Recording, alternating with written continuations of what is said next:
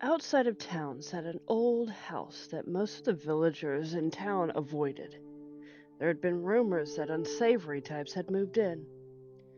This rumor was quite true, but there was not much that people could do to make them leave.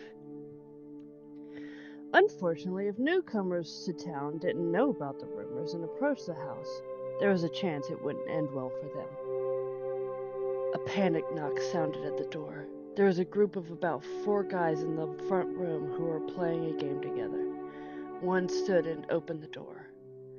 A blonde teenage girl stood at the door. She looked terrified. "Please, let me in. It's chasing me." The man looked outside. "What's chasing you? I don't see anything." The girl tensed. "It's a dragon." A dragon roar sounded at that exact moment, confirming what she had said. The man quickly brought her inside and shut the door. The girl didn't even have a moment to relax before the other 3 guys walked towards her with a look on their face that showed that the dragon might have been safer. "Well, what have we got here?" "You're pretty. So, you think we can get some good money for this one?" The man who opened the door responded, "More than likely. It's pretty bad luck to have walked into a house of slavers, even if you were escaping a dragon." The girl just smiled. "Oh, so that's what you are? Slavers? That dragon outside might have something against that." One of the men laughed. "The dragon? I thought you said it was chasing you. Now you think it'll help you?" The girl shrugged.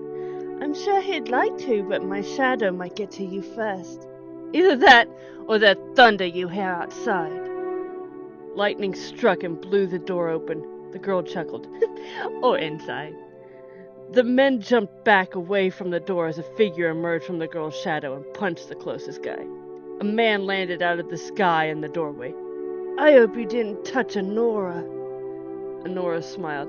"They didn't, Aberkin. Now get to fighting." Aberkin nodded and quickly ran into another room where Honora and Elle heard more fighting. The ground rumbled as Rowan emerged from below them. The roof was torn off as the face of a dragon peeked in. "So, how many of you are in there?" "Oh, Rowan and Aberkin, save some for me!" It was very quick attack, because even if they were trained as fighters, the normal humans had no hope against the elite half-dragons. It also didn't help that Rye had taken on his dragon form to be extra dramatic. Honora liked being the bait to find out what kind of people were in the house, and the only reason Aberkin didn't force his way to stay by her side was because it was easier for Elle to be her shadow. Not all of their jobs were like this. Sometimes they could just go in fighting. Sometimes they could all go in to scout out the situation. But sometimes they could use the fact that Honora looked the least threatening out of all of them. Elle was still waiting for the day they would find a group of women causing problems so that they could send Aberkin in there and watch him panic because he wouldn't be able to talk to them that well. Elle also liked the fact that Rye seemed to quickly fit in after that initial introduction. He was now officially part of the team, and Elle couldn't argue the fact that they were getting stronger with his training.